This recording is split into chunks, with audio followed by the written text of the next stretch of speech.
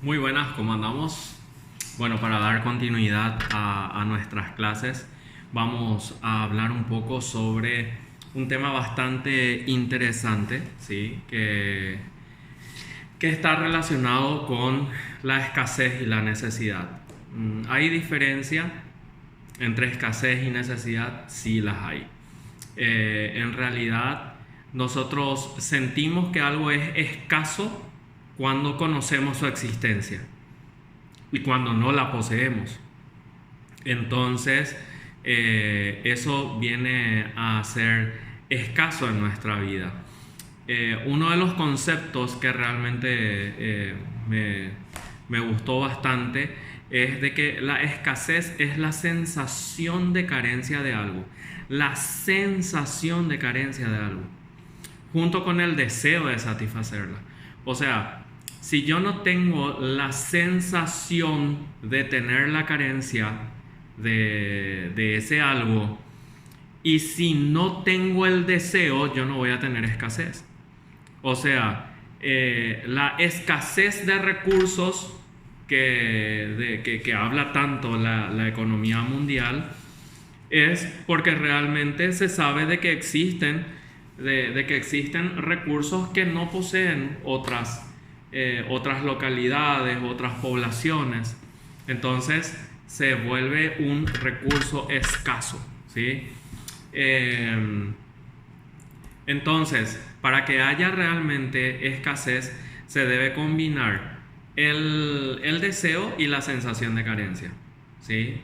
Si no tenés, si no despierta en algunas personas el deseo de tener algo, entonces no se puede llamar escasez, ¿sí?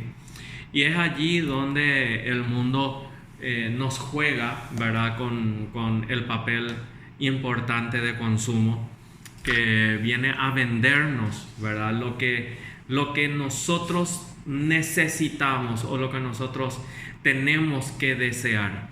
Y en la lámina van a poder ver el tema del auto, de un vehículo de última generación, una casa deslumbrante, joyas, fiestas, cosas que realmente no son necesarias, ¿sí? No son necesarias, pero cae dentro de lo que es el deseo, ¿sí? Y una de las cosas que, ya que hablamos de necesario o no, es de que la necesidad no basta con sentir una carencia para que sea una necesidad, sino que tiene que darse también el deseo de satisfacerla. Es decir, la carencia más el deseo es igual a una necesidad. Entonces, yo necesito algo porque deseo algo, ¿sí? Y en cuanto a lo que son las necesidades económicas, son aquellas cuya satisfacción exige el empleo de recursos escasos, ¿verdad? Entonces es allí donde ya entramos un poco a profundizar lo que es la valoración económica de la calidad ambiental, porque muchos de los recursos que actualmente podrían llamarse recursos escasos son necesarios para poder ejercer una economía mundial, ¿sí? La mayoría de las necesidades humanas tienen carácter económico, en su mayoría, ¿verdad?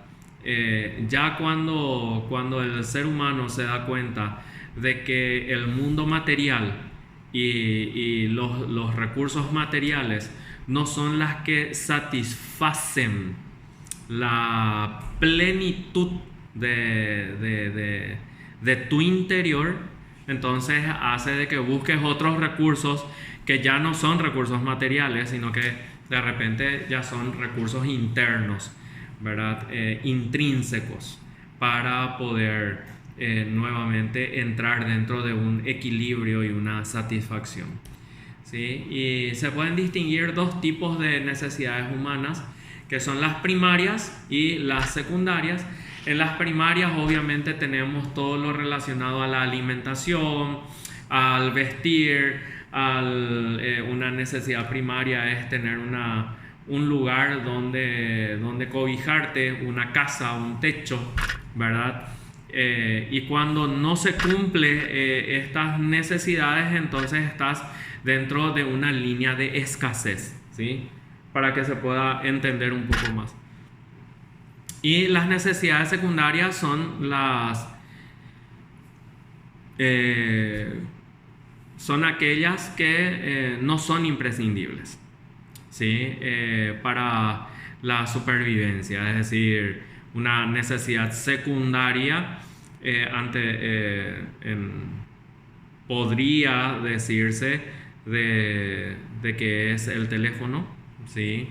Una necesidad secundaria podría decirse que son, por ejemplo, el tener tierras cultivables, no sé, eso.